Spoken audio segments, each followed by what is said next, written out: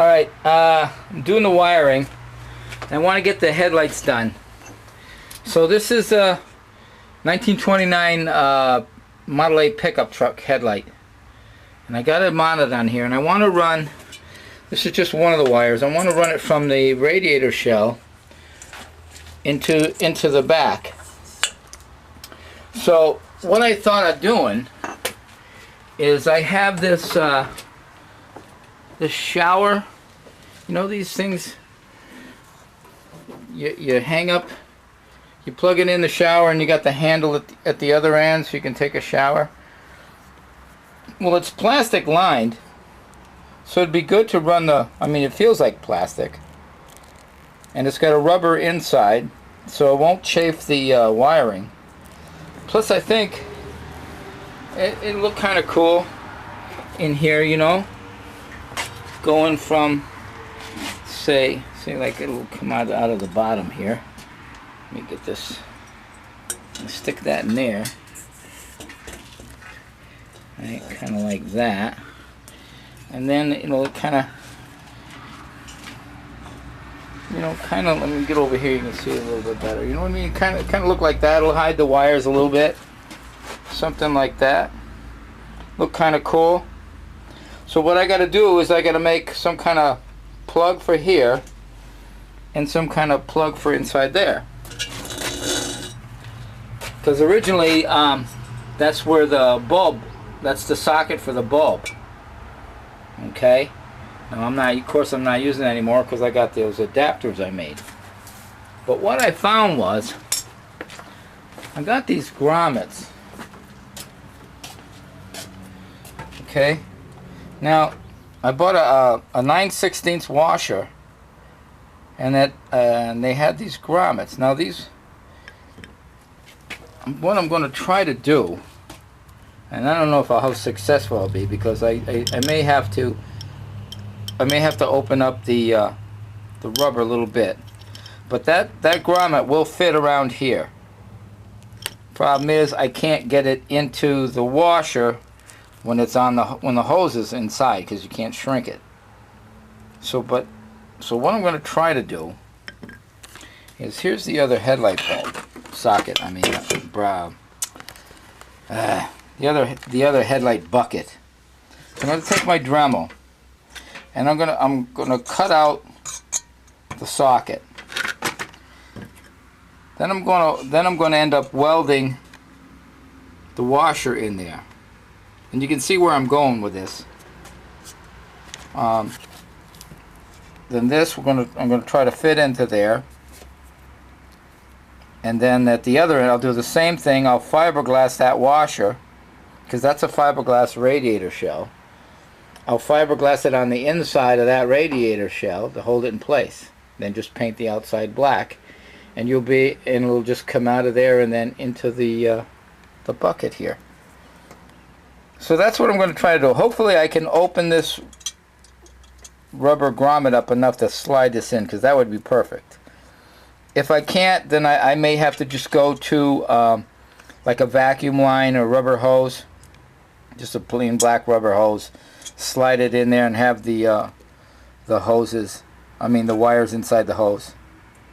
So, but that's what I'm doing. That's what I'm doing now, and we'll see how it turns out. Okay, there's the washer is welded onto the back of the headlight bucket. I got the grommet in. See, I cut out the socket, so that's sitting there. Now I just gotta get that plastic hose thing to fit inside there. If I can't, like I said, then I'll just go to like a vacuum line or a rubber hose that'll fit, and just go with that.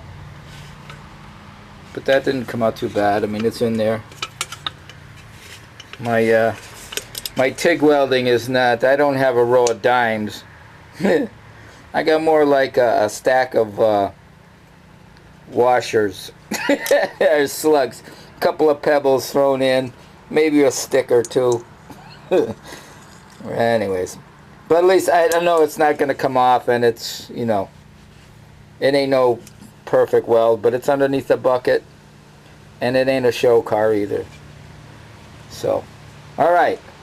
Now, let's see. Now the next step would be to try to get that plastic hose in there, and if I can't, well then, we'll just go to vacuum line. Cool. Okay. I had to use a little, I used a Dremel tool, and what I did was, on the rubber grommet, I kind of chamfered the edge a little bit so the hose would slide in there easier. Then I put a little bit of dish liquid. It's real slippery, and when it dries, it's just like almost like a glue. It just gets tacky a little bit. But stick it in there a little bit so it won't pull out. Maybe I can put some silicone around here. I don't think I'll need it.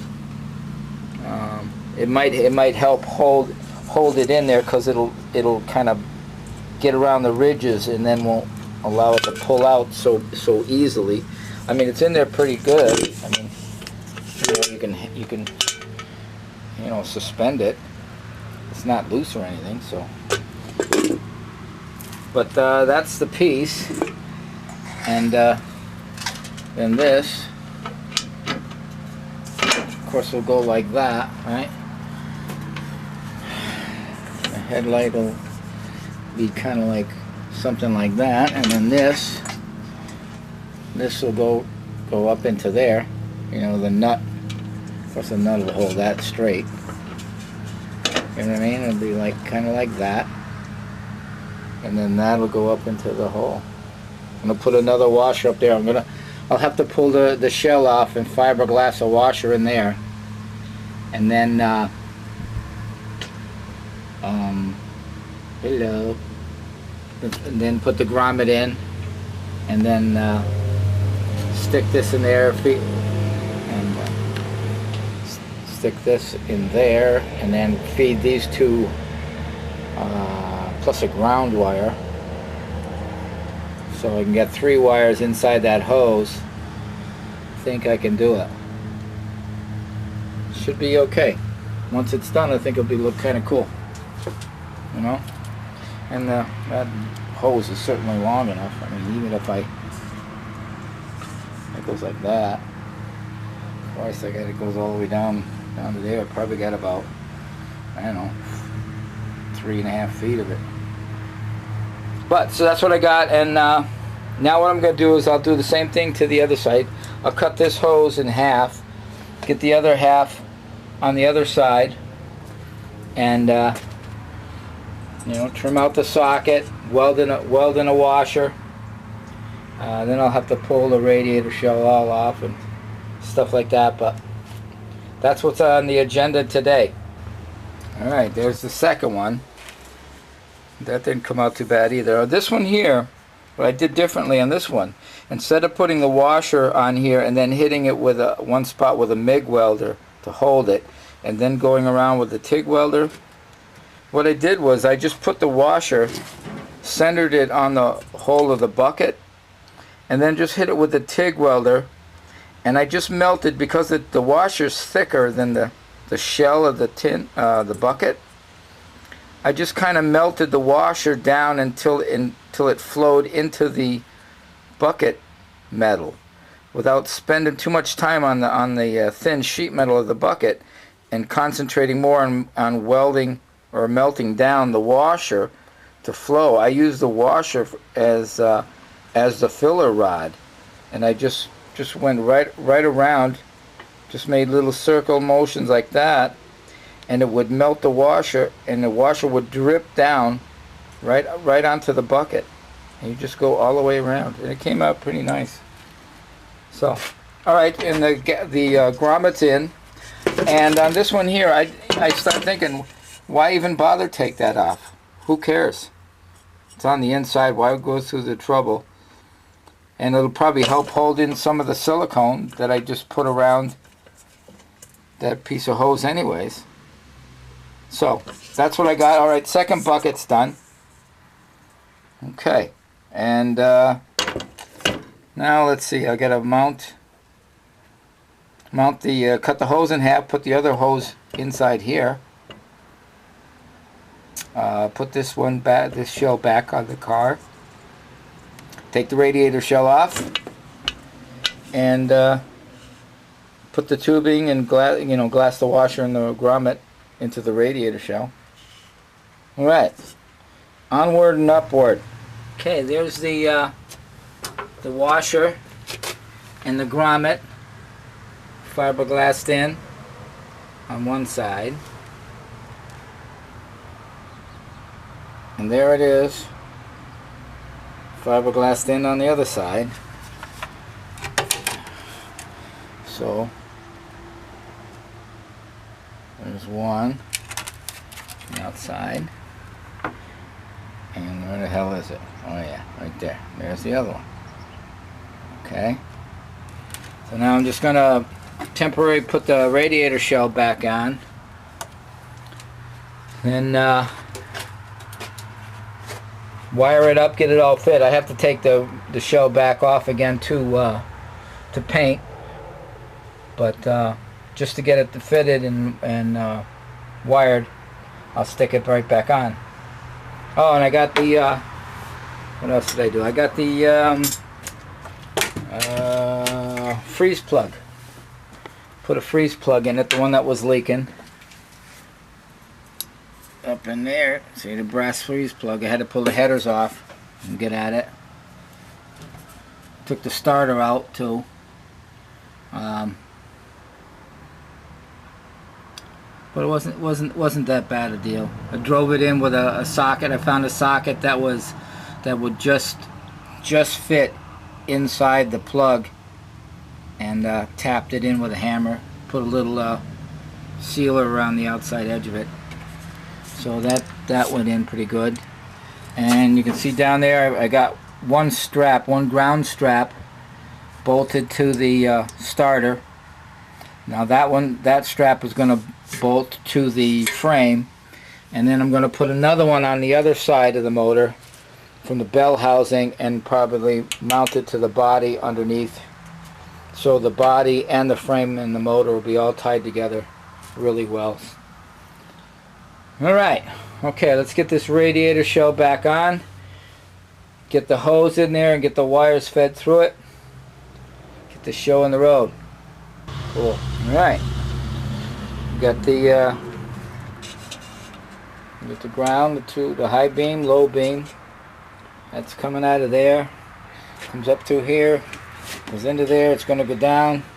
I'm going to put like I think I'm going to use like a vacuum line, slice it so I can, just like a wire loom, and then run it down underneath the radiator and come out this side over here,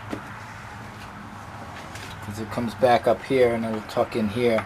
I'm kind of worried about the heat of the radiator. I don't need any more heat on electrical wires than I can have to deal with. Right? And then it comes back out of here, comes out of here into there, and then from down here I'll splice into the high beam and the low beam and then run it back into the car. So it's going to be a Y. The high beam will be a Y and the low beam will be a Y. And there it is. There's my my shower hose from an old camper. I think that's where it came from. And that's it. Kind of different. Well, maybe not be different, but I don't know if anybody else used the shower hose. They might have used that that wire loom that kind of looks like this, but this is plastic, so it won't rust. And it's rubber coated on the inside, so it's going to insulate the wires. That's why I kind of liked it. Alright, so that's that. So far, that's that. I gotta put the headlight clips on, and then put the headlights back in, and then run the two wires back into the relays. I put relays in this thing, real cheap. They were like $6-7 a piece. Found them online. 20-30 amp relays. That way there I could run, because I'm running halogen bulbs, they're going to use a little bit more power than the standard bulb. And I was kind of worried about the original wiring harness being able to handle the additional amperage, even though they're only 65 watts. I think they're 65 watts. I don't know. We couldn't seem to get an answer out of anybody, but that's what I'm doing anyways. Is just playing it safe, running a heavier wire.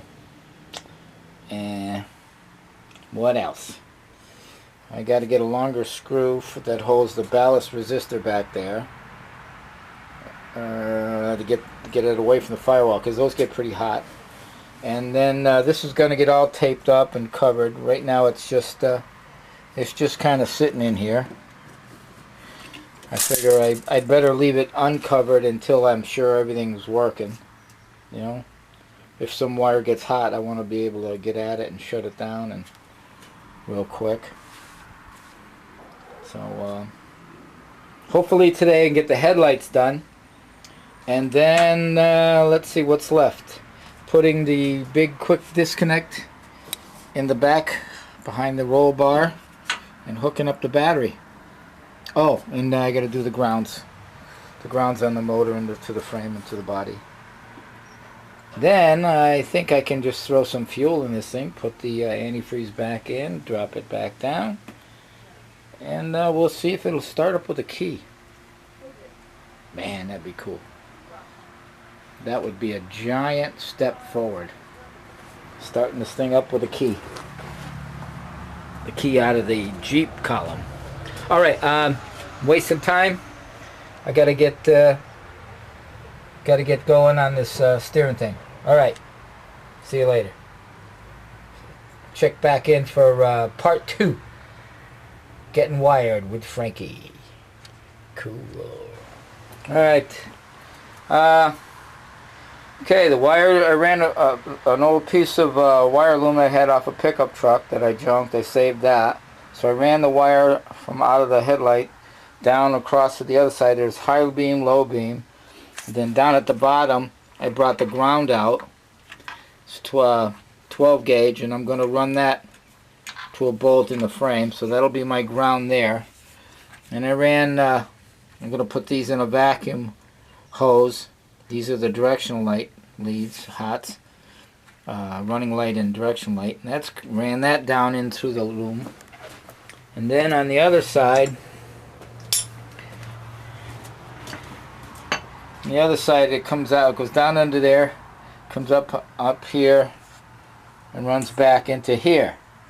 Then I ran more 12 gauge from the relays. The feeds from the relays for the headlights for the high and low beams. I tied those into the ones going across, so it's like a Y. And then I got the directionals on this side going to be put in a another vacuum liner, taped up, something, you know, so it looks not just wires hanging there. And then I ran that down and along there, and I'll probably put that in some more loom if I can find some more I've got hanging around here, or maybe I'll just tape it up. And it comes up around the firewall, goes under the throttle, and through the firewall and inside to the car. But that's it. Got them in. The headlights are wired. I made the plugs. Put them on the bulbs. Wired up the sockets. So that's done. Next I want to get some power. I've got some, I bought some fuse links here that take these kind of fuses.